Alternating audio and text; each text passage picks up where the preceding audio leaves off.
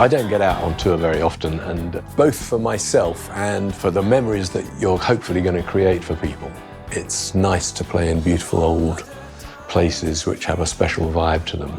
We started in Pula in Croatia in an absolutely spectacular amphitheatre. In the beautiful places, you know that there's a whole added veneer of specialness that the building gives to it. Verona is such a lovely place. We played 2015 and 2016. And the great places in America, you know, the Hollywood Bowl. We did a couple of nights at the Hollywood Bowl. Fantastic place. It's got a magic to it. There are other ones, the Chicago Auditorium. Beautiful, beautiful old theatre. We played there with Pink Floyd back in the early 70s. We played Radio City Music Hall in New York, which we've also played with Pink Floyd years and years ago, and it's one of the really special places. We played Madison Square Garden, which is always a favourite. Has a great sound, great atmosphere. There are extras, a number of songs from the various other places. That very first show, Rock'n'Roll, were conducted by Zbigniew Preissner, who did the orchestrations for my last two albums. Some of the songs from that are going to be on the DVD as well. I can't remember who came up with the thought, but, you know, we were looking around for places to play. The minute someone mooted the idea of playing in Pompeii, I said, go for it, absolutely. I said, you'll never get it. I said, I don't think they'll let us do it, but give it a go. They gave it a go, we did it. We headed off in a convoy down to the middle of the modern town of Pompeii and into the town hall and met the mayor and was presented with the freedom of the city. And Prego. Thank you very much. Thank you. Grazie. The town of Pompeii itself, the mayor and all those people were absolutely thrilled with the idea. And we walked in, Polly and I, and it just brought back all sorts of memories of the times that we were there. And Heath Robinson's sort of setup that we had at the time, you know, because we had an 8-track Brunel 8-track tape machine sitting at the back, hundreds of little wires and a little mixing desk tray. It's amazing that we got anything as good sound-wise, sonically out of it as we did at the time, doing take and take again in the blazing hot sun. So going back this time, all sorts of memories and ghosts hanging around in that place. Adrian Mabon was there with an exhibition from that time, which was entirely coincidental. It had nothing to do with us being there. It was booked to be there anyway. We talked about who would be good to have there. Someone said Mary Beard. Let's see, and contacted Mary Beard. She was going there anyway. So we asked her, have a chat about it? Yeah, great. So things serendipitously, you know, just fell into place. She tells great, great stories. She brings it all really down to earth. You know, we have these ideas, you know, the gladiators, lions, and you think... Wild beasts, well, yeah, you went out in the hills and you got a few sheep, a few wild boar, and you had some guys with nets and spears, and you imagined what you were seeing. And somehow that makes it feel even more real and more alive.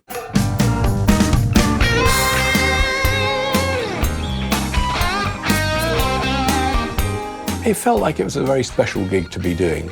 We were in a run of fairly special gigs, but this one was very nerve-wracking. It was very small because, you know, the seating around the outside, which would have held another 10,000 people or something, is still covered in earth and grass, and people can't sit on it. So we had a very small limit of people who could be there in the audience, only, you know, on the floor itself. I was unusually nervous. But we got to the end of the first night and thought, yep, we cracked it. It was really good. And the second night was even better. So it was more or less the same show as we've been doing, except there was the opportunity to put things round the rim, you know, fireworks and flaming torches, all stuff to create more atmosphere. We recorded a lot of shows in a lot of places and filmed quite a few, but we thought that one would be something extra special, which indeed it was. The shows went really well. Spectacular shots, beautiful.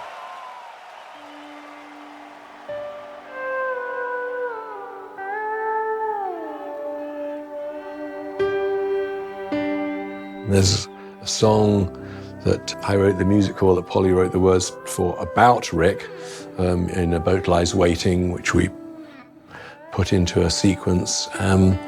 Wish You Were Here, you know, always reminds me of Syd. And in a place like Pompeii, those things are heightened because, you know, of the time we spent there before and because it's a special occasion.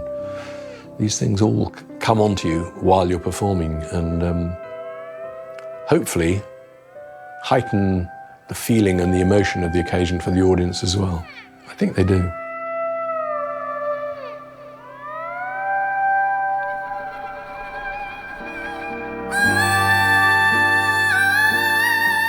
We did the Great Gig in the Sky there, which we hadn't done before on that tour. And we hadn't done, I mean, I hadn't done for years and years and years. Louise Marshall and our singers had put together an arrangement that was fantastic. And we couldn't wait to do it, and we had to stop ourselves giving it away early. And of course we did One of These Days, which we hadn't been playing very much on the tour. And that's the only song, in fact, that we played with Pink Floyd back in '71 that we repeated again this time. You want the whole thing to start and finish and have kind of a narrative. Now, you're not imposing a narrative on it that has a specific meaning, but you're having a narrative of moods that run you from the start to the finish. There are a number of songs which have got moments where there's a lot of improvisation. I get to do most of it, of course, but you know, Chuck and Greg and Joao Mello on the sax and Chester Kamen, of course, on the guitar. I'm kind of into perfection in a way, but at the same time, I don't consider that playing the songs perfectly as on the record is my idea of perfection. I want it to be live music. I want people who play with me to have some autonomy. I would rather that we go for something and enjoy actually playing and making music.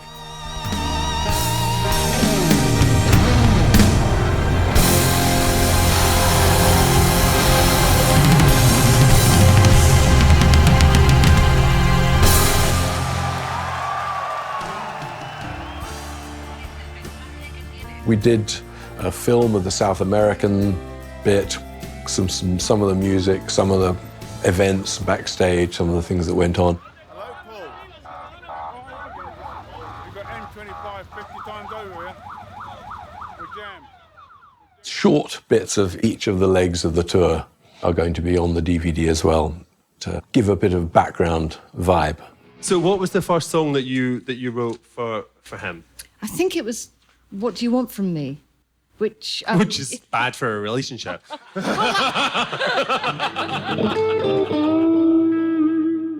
Just put it there, don't worry about it, it's only a bell. This is the first time I've ever been to South America, and I was quite excited. The venues were vast. Well, we were playing 50,000 a night. The audiences are so fantastically enthusiastic and so polite at the same time. And it's a much more even split between men and women, and they're rather beautiful.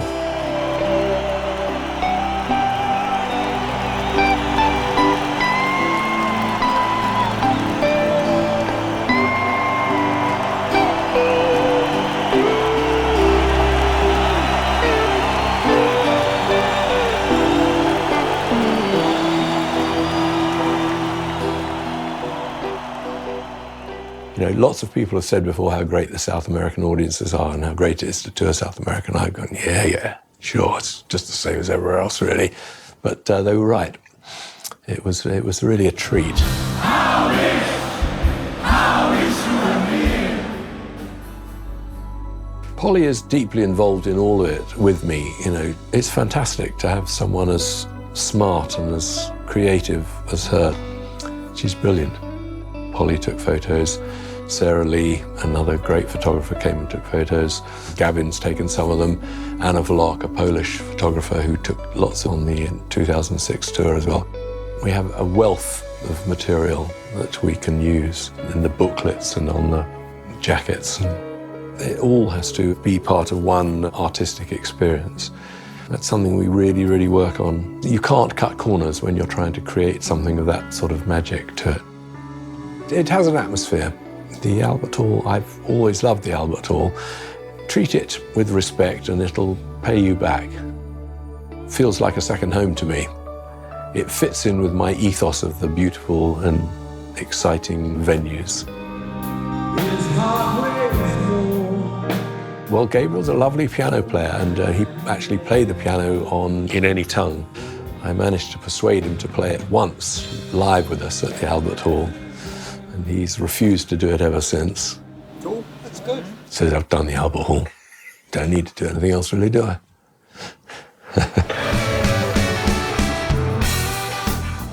I feel very uncomfortable heading off out and doing another tour without having made new music. There are several songs that are close to being complete, which didn't make it onto this album. I can't see myself doing another tour without making another album first, and that takes me a while. It took 10 years last time. I'm really hoping that, without making any promises, that it won't take 10 years this time, but that I will get back in and start working again. And then following that, yeah, I'll be out again. Can't keep me away from South America this time.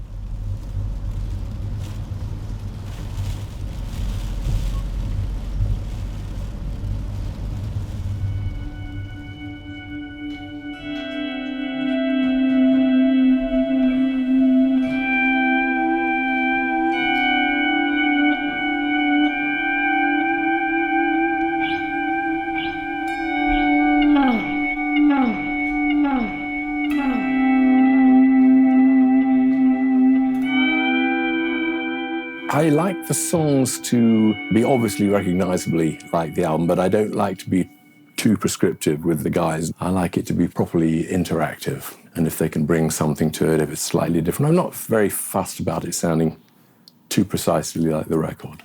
1, 2, it rocks you. It rocks you like a cradle. It rocks you to the core. You'll sleep like a baby as it knocks at death's door.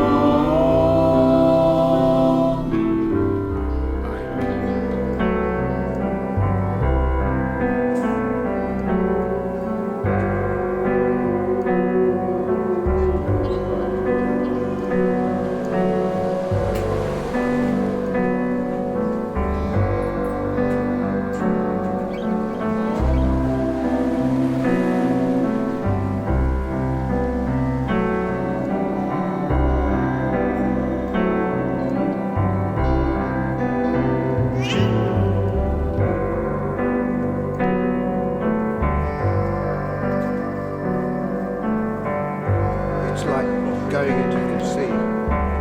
There's nothing. Something I never knew. In silence I hear you, and the world lies waiting. Still your clouds are flaming. Chester's an old friend of mine. I played with him in 1985 at Live Aid, the original Live Aid, when we both played in Brian Ferry's band. And I've always wanted to work with him. This is the first sort of opportunity I've had to get there.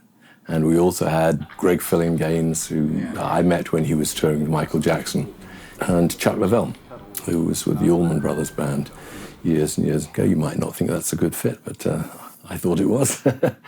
and of course, Stevie de Stanislao, and from Brazil, João Melo, and Guy Pratt, and the Singers.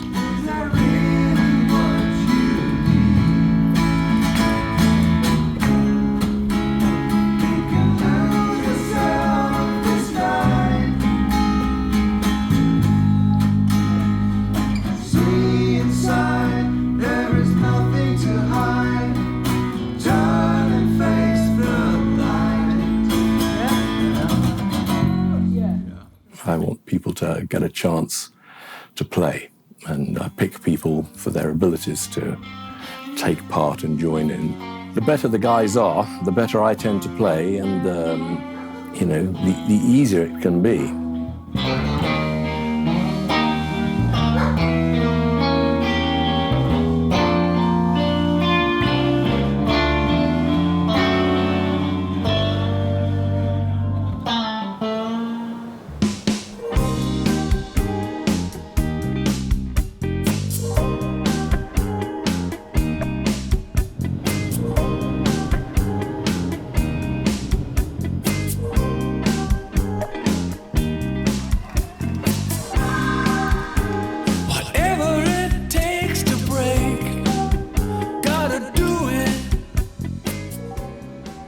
In 1971, Adrian Marvin came to us.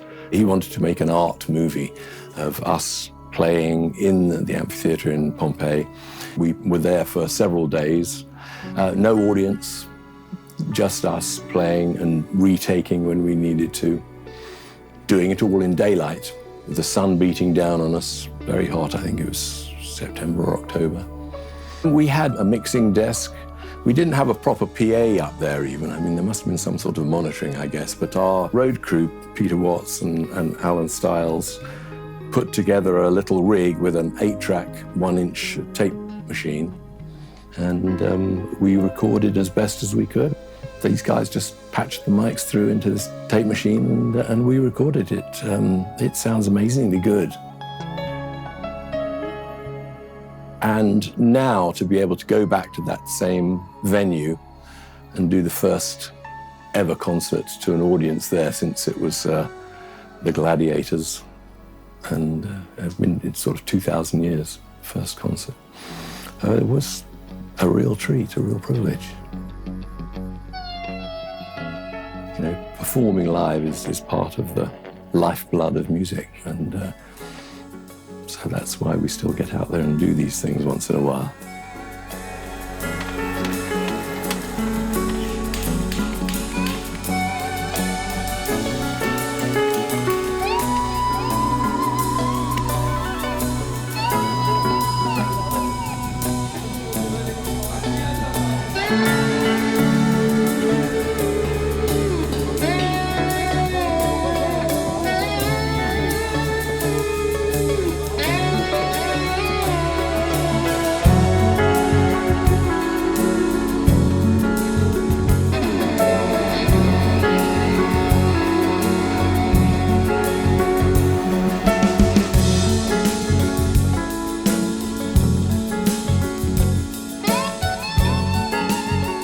What I like to do is to play in beautiful places where people will have a sense of the majesty of the building that it's being performed in, and that will add to the memories they take away and retain thereafter.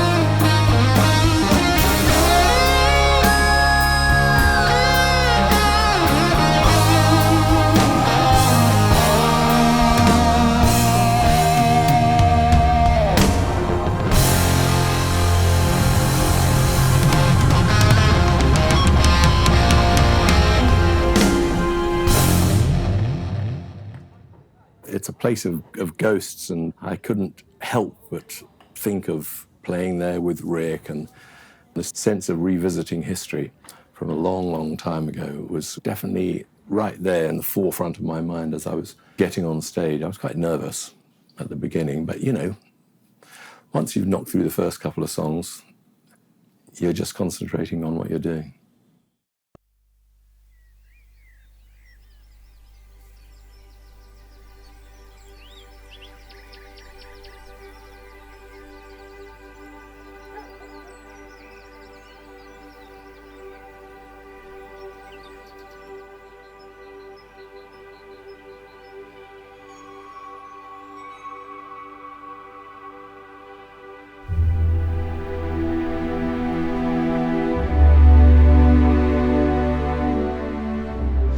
These corridors were built, really, basically, for rich Romans to go to the best seats, you know, the nearest to the arena. That's why they were built in the first place.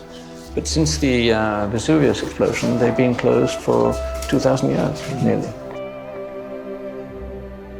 I mean, I never had any idea when I was setting this up that you would be back, you know, at the same time. It was coincidence. Oh, this is coincidence. This is pure coincidence. Yeah.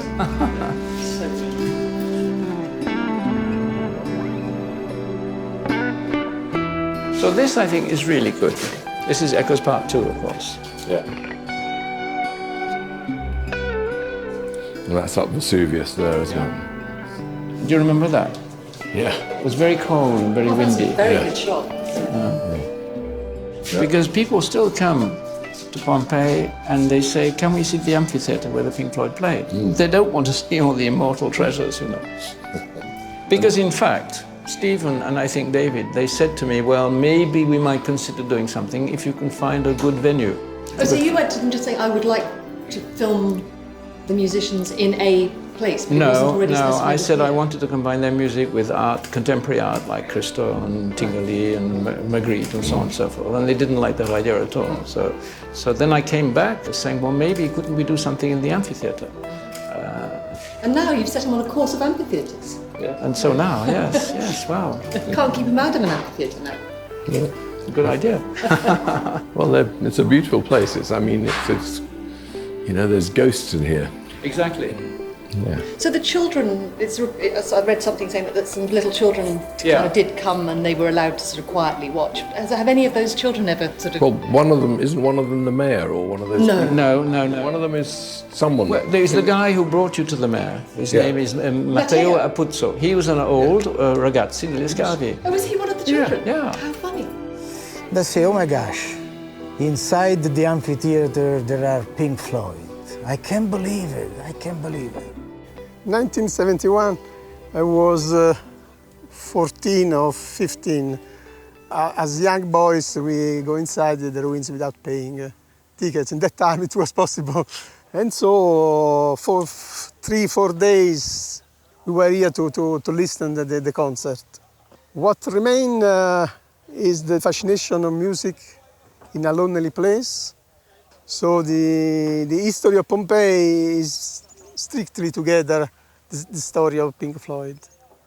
In '71, really, that music was something extraterrestrial for all. So I said to the mayor, David Gilmour is coming 7th and 8th of July. We have to give him the honorary citizen. Say, oh my gosh, yes. Pompeii wants to make him honorary citizen. Prego. Thank you very much. Thank you. Grazie. Grazie Benvenuto. mille. I'm honoured. Welcome. Welcome home. Thank you very much. Questa è la sua città. This is your city. This is your city. Thank you. It's lovely to be back here. What you tell kids when they come here is, where do you think they went for a pee? Yeah. There are no facilities in this place. There still isn't. We still haven't got anywhere to go. Right. They had to fight for the loo. They wouldn't allow me to have a loo backstage here. So it's in the middle of it, I need to dash off. Well, you think... Nothing changed. Yeah, 12, you know, nobody knows quite how many people have been here because it depends how squashed they were. But 12,000, 15,000, some people put it 20,000 people and no lavatories. And what would the performances have been? I mean, they would have been from what to what? Well, I think it would have been quite crude. We don't imagine guitars or lyres, you know? Yeah. We think of it as being lions and tigers and hippopotamuses and... Do you think it's just bare knuckle fighting? I think it's sheep. I always say, you know, probably wild beasts. Well, yeah, you went out in the hills and you got a few sheep, a few wild boar, and you had some guys with nets and spears, and you imagine what you were seeing. Our hunch is that they didn't die as much as you'd like to, well, much as you'd hate to think they did, right? Like hate to think, I don't know. Partly because they're terribly expensive commodities. Yeah. You know, if you're the gladiatorial kind of impresario, you don't want to lose all your property in, you know, a couple of fights. Your stars. The big question really is, was it like boxing or was it like wrestling? Yeah. And we like to think of it as like boxing. Yeah. But the chances are it was a bit more like wrestling. Though one of the things that's absolutely clear is A, they became sort of a bit heartthrobby. So that although gladiators were, you know, they were the lowest of the low in Roman terms, you know, don't let your daughter, you know, marry a gladiator. It was awful. No future. No, absolutely no future. They had a kind of sort of sexy, heart-throbby image, and Roman writers go on about how, you know, elderly, middle-class ladies Rough boys. go for the rough trade. Ruins are ruins, but from 1971, ruins are something more. For Pink Floyd fans, it's like a church. They go inside with the guitar, put the guitar on the ground, in the exact place where was David Gilmour playing the guitar, and make like this. It's unbelievable. It's unbelievable.